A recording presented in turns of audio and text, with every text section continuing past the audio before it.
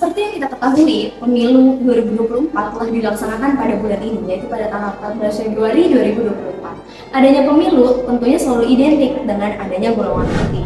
Oleh karena itu, di sini kami akan membahas beberapa permasalahan terkait golongan putih sebagai simbol ketidakpedulian terhadap sistem demokrasi.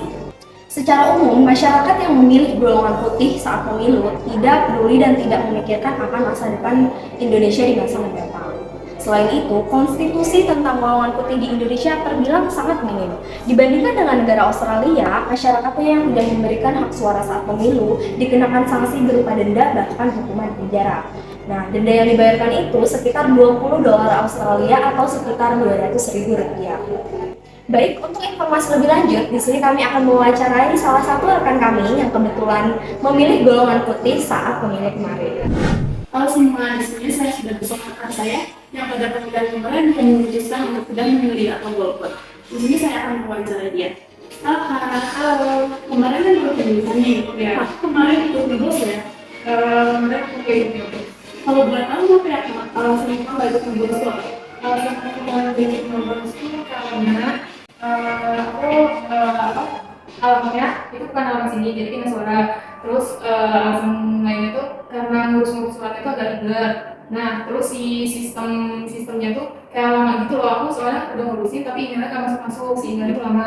Terus yang ketiga tuh dari surat pindahannya tuh alamatnya tuh kayak nggak jelas gitu. Waduh, padahal kemarin kan kakak baru pertama kali milih ya Kak. Gimana sih Kak, baru pertama kali tapi kakak udah mulai ikut nyoblos gitu Kak? Ya pastinya sedih ya, karena ya pertama kali juga harusnya itu kayak momen berkesan pertama kali nyoblos tapi nggak bisa gitu. Kan aku bilang tuh karena kalau golput tuh kayak regulasinya yang sulit, alatnya kurang jelas. Nah, boleh tahu ada nggak sih Kak solusi dari kakak gitu, gimana nih biar semuanya tuh lancar gitu, jadi nggak mengurangi golput mungkin ya nggak?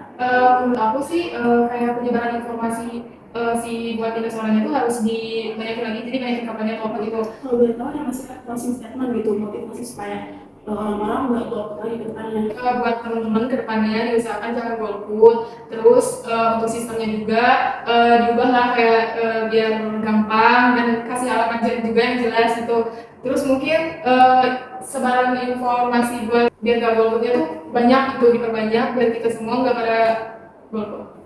Nah, itu nih teman-teman wawancara dari kakaknya. Jadi kita sebagai generasi muda kedepannya jangan golput lagi ya, supaya kita kan negara demokrasi nih, kita harus bisa menyukseskan Indonesia. Terima kasih. Sebenarnya golput dipengaruhi oleh banyak penyebab yang tidak relevan seperti media malas, dan menggunakan hak pilih saat demokrasi yang justru mempersulit berlangsungnya pemilihan. Sebagai contoh, banyak pemuda yang tidak berpartisipasi pada pemilihan umum yang berlangsung beberapa waktu lalu karena mereka tidak ingin tahu soal politik dan merasa pilih mereka tidak penting. Ketidakpedulian yang terjadi pada masyarakat Indonesia, khususnya anak muda pada beberapa waktu ini, merupakan pelanggaran terhadap sila kedua di mana masyarakat yang adil dan beradab memiliki kepedulian terhadap bangsa dan negara. Berdasarkan paparan yang telah disampaikan tadi, kita tahu bahwa golput merupakan hal yang sepatutnya diperangi oleh kita selaku generasi muda. Aku, kamu, dan kita semua berhak memilih ke TPS untuk menentukan arah masa depan bangsa. Tak bisa dipungkiri bahwa banyak sekali alasan yang menyebabkan kita sebagai pemuda untuk tidak memilih di kesempatan kali ini. Yang paling banyak itu tentunya kesulitan regulasi untuk memindah hak pilih. Hal ini tentunya menjadi catatan untuk KPU supaya mempermudah teman-teman yang sedang merantau untuk berpindah lokasi memilih di KPU ini. Selain itu juga pemilihan umum sepatutnya diperketat konstitusi mengenai golput ini. Hal ini tentunya harus sepadan dengan negara-negara maju yang sudah menentukan sanksi mengenai orang-orang yang tidak memilih di pemilihan umum.